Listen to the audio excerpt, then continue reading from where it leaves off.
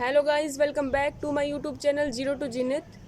हमने कल की क्लास में डिस्कस किया था रिलेशन, इक्विवेलेंस रिलेशन क्या होता है, इक्विवेलेंस क्लास क्या होती है एंड पार्टीशन क्या होता है। ठीक है, आज हम सबसे पहले डिस्कस करने वाले कि कॉन्ग्रुएंस क्या होता है। तो देखिए, ए कोमा बी दो हमने इंटीजर ले लिए और एन हमारा पॉजिटिव इंटीजर है। ठीक है, तो अब एन जो है ये डिवाइड करेगा अगर a माइनस बी को, तो हम कहेंगे कि a is congruence to b modulo n। इसका मतलब क्या होता है कि n डिवाइड कर रहा है a माइनस बी को। ठीक है, ये इसकी नोटेशन होती है। एग्जाम्पल के तौर पे आप ले सकते हैं, जैसे कि हमने लिखा 31 इज़ कॉन्ग्रुएंस टू 7 मोडुलो 4। तो इसका मतलब क्या है, 31 में से 7 घटाएंगे तो कितना बचेगा, 24। क्या 4 डिवाइड कर रहा है 24 को, कर रहा है। तो इसको हम इस तरीके से लिख सकते हैं कॉन्ग्रुएंस रिलेशन की फॉर्म में। ठीक है, हमने 11th क्लास में सेकंड चैप्टर में डिस्कस किया था कि फंक्शन क्या होता है, उसके बहुत सारे टाइप्स हमने डिस्कस किए थे। तो आज हम पढ़ेंगे एक्सपोनेंशियल फंक्शन के बारे में।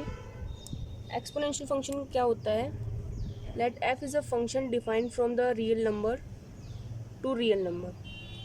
ठीक है, such that f of x is equals to a is to power x where a is greater than 0 but not equals to 1। तो ये हमारा क्या हो जाएगा, एक्सपोनेंशियल फंक्शन की डेफिनेशन हो जाएगी। यहाँ पे x जो है, यहाँ पे जो x ये जो आ रहा है, ये कहाँ से आ रहा है, रियल नंबर में से आ रहा है। और जो इसकी वैल्यू आएगी, यानी कि इसकी जो इमेज आएगी, वो भी क्या आएगी, रियल नंबर में से आएगी। ठीक है, अब देखिए इसका ग्राफ की अगर बात करें तो ये पहला केस हमने लिया है जब a की वैल्यू मेरी ग्रेटर देन है 1 से। तो ये कुछ भी हो सकती है, 2, 3, 4, 5 कुछ भी हो सकती है, अप टू सोन इन्फिनिटी। ठीक है, तो अब फंक्शन की वैल्यू क्या होगी, हम ये यहाँ से देखेंगे। तो फंक्शन की वैल्यू अब किस पे डिपेंड करेगी, x पे डिपेंड करेगी, यही है वेरिएबल। तो x की वैल्यू जो मेरी लेस देन है 0 से, तो उस केस में यहाँ पे क्या पुट होगा, इसकी वैल्यू क्या आ जाएगी फिर, जब ये लेस देन 0 लेंगे तो ये अपॉन में चला जाएगा हमेशा ही। इसका मतलब 1 से वैल्यू हमेशा ही लेस आएगी। अगर मैंने x की वैल्यू 0 ले ली तो उस केस में किसी भी एलिमेंट की पावर अगर हम 0 ले लेते हैं तो वो 1 हो जाता है, तो ये 1 के इक्वल आ जाएगा।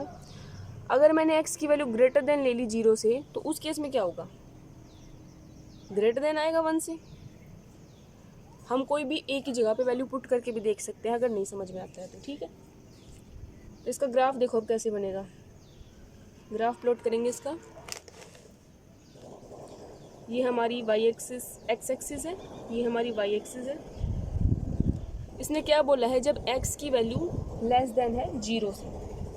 ठीक है, यानी कि इस साइड आई, नेगेटिव है जब, तो y की वैल्यू क्या आ रही है, y यहाँ पे क्या है, फंक्शन है, इसकी वैल्यू क्या आ रही है, लेस देन आ रही है 1 से। सपोज ये 1 पॉइंट है, 0,1, इससे लेस आ रही है, तो इस तरीके से आ गई।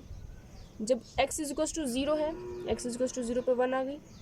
और फिर जब x ग्रेटर देन है 0 से, तो ये बड़ी आ गई 1 से, तो इस तरीके से प्लॉट हो जाएगी ऊपर। इस तरीके से इसका ग्राफ आएगा। ठीक है, अब हम दूसरा केस लेते हैं जब a की वैल्यू 0 से 1 के बीच में है, क्योंकि हमने क्या बोला है कि a ग्रेटर देन है 0 से, बट 1 नहीं हो सकता, उससे आगे कुछ भी हो सकता है। तो हम 1 से पहले भी तो ले सकते हैं और 0 से बड़ा ले सकते हैं। तो उस केस में क्या हो जाएगा, जो हमने फंक्शन लिखा था वो जस्ट अपोजिट हो जाएगा। x जब लेस देन लेंगे 0 से, तो फंक्शन की वैल्यू ग्रेटर देन आ जाएगी 1 से। ठीक है, जब x की वैल्यू 0 ली तो अगेन 1 आ जाएगी। और जब x हमने ग्रेटर देन लिया 0 से, तो ये लेस देन 1 आ जाएगा।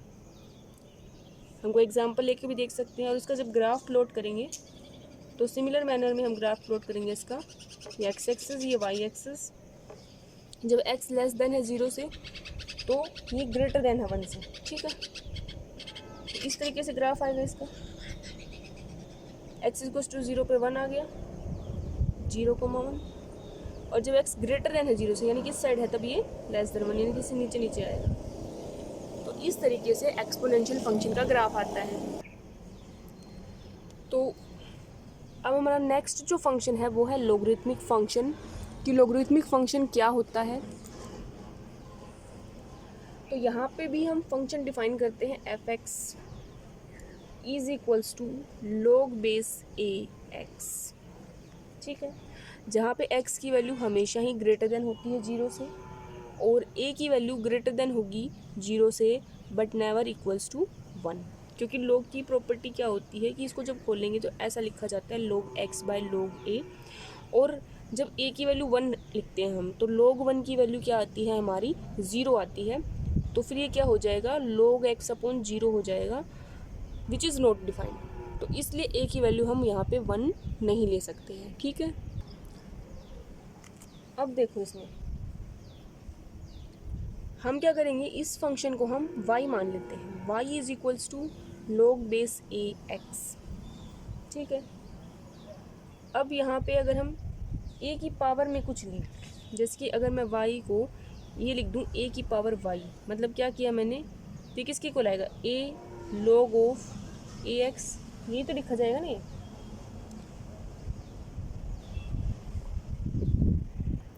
और इसकी क्या प्रॉपर्टी होती है, इसको हम कैसे लिख सकते हैं, ये जो इसका वेरिएबल है ये यहाँ पे आ जाएगा और ये यहाँ पे आ जाएगा, एक्सचेंज हो जाएगी इनकी पोजीशन दोनों की, तो x log ऑफ ए।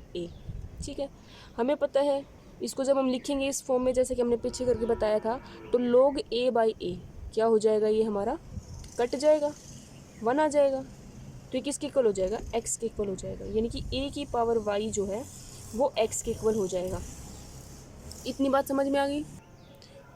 जब a ग्रेटर देन 1 है तो फिर से एफ एक्स किस पे डिपेंड करेगा, ये तो x पे डिपेंड कर रहा है। तो हमने जब x 0 से 1 के बीच में लिया तो जो फंक्शन है मेरा वो क्या आएगा, फंक्शन क्या ले रखा था हमने, log ऑफ ए एक्स। ठीक है, a कुछ भी ग्रेटर देन 1 वैल्यू है और x की वैल्यू हमने 0 से 1 के बीच में ली है, तो इसकी वैल्यू भी तो छोटी आएगी, यानी कि क्या आएगी, लेस देन आएगी 0 से। ठीक है, जब x इज इक्वल्स टू 1 लिया तो इसकी वैल्यू क्या आ जाएगी, 0, क्योंकि log 1 क्या होता है 0। x ग्रेटर देन 1 जब लिया तो इसकी वैल्यू क्या आ जाएगी, ग्रेटर देन 0। तो देखिए अब इसका ग्राफ कैसे प्लॉट करेंगे हम, ये हमारी x एक्सिस है, ये हमारी y एक्सिस है। अब इसने क्या बोला है, अब देखो हम जब ग्राफ प्लॉट करेंगे तो हमारे पास यहाँ पे सही डायरेक्शन में हमें पता नहीं चल रहा, तो हम ये वाला यूज़ लेंगे। हम देखेंगे कि जब मैंने y की वैल्यू लेस देन है 0 से, यानी कि y जब मैंने कम्प्लीटली लेस देन 0 लिया तो x की वैल्यू 0 से 1 के बीच में लाई कर रही है, यहाँ पे लाई करेगा 1,0, यानी कि इस तरीके से लाई कर रही है।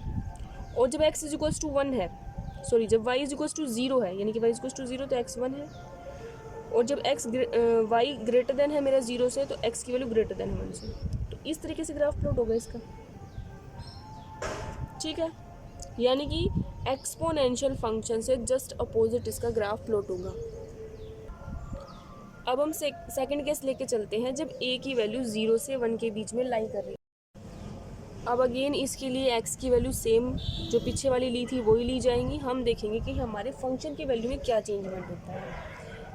तो अब जहाँ पे ग्रेटर देन था वहाँ पे लेस देन हो जाएगा, और जहाँ पे लेस देन था वहाँ पे ग्रेटर देन हो जाएगा। ठीक है, तो अगेन इसका ग्राफ प्लॉट करना आसान है। अब ये हमने क्या ले लिया, y एक्सिस, और ये क्या ले लिया हमने, x एक्सिस। ठीक है, अब अगेन वही सेम पैटर्न, जब y की वैल्यू मेरे पास ग्रेटर देन है 0 से तो x की वैल्यू 0 से 1 के बीच में लाई कर रही है। जब y की वैल्यू ग्रेटर देन है 0 से, यानी कि ये वाला, तो ये आ जाएगा यहाँ से। जब y इज इक्वल्स टू 0 है तो x 1 है, और जब y लेस देन है 0 से तो x ग्रेटर देन है 1 से, इस तरीके से, यानी कि just opposite of exponential function graph. ठीक है, इसीलिए एक्सपोनेंशियल फंक्शन और लॉगरिथमिक फंक्शन एक दूसरे के अपोजिट होते हैं। ठीक है, इसकी जो डोमेन है वो क्या होती है, तो डोमेन होती है आपकी set of all non negative real number, ये इसकी डोमेन होती है। 0 से इन्फिनिटी के बीच में हम कुछ भी वैल्यू ले सकते हैं। और रेंज क्या होती है इसकी? Set of all real number. ठीक है, तो ये थी हमारी आज की क्लास। आज की क्लास आपको कैसी लगी कमेंट करके ज़रूर बताएं और चैनल को लाइक शेयर सब्सक्राइब करना ना भूलें। Thank you for watching.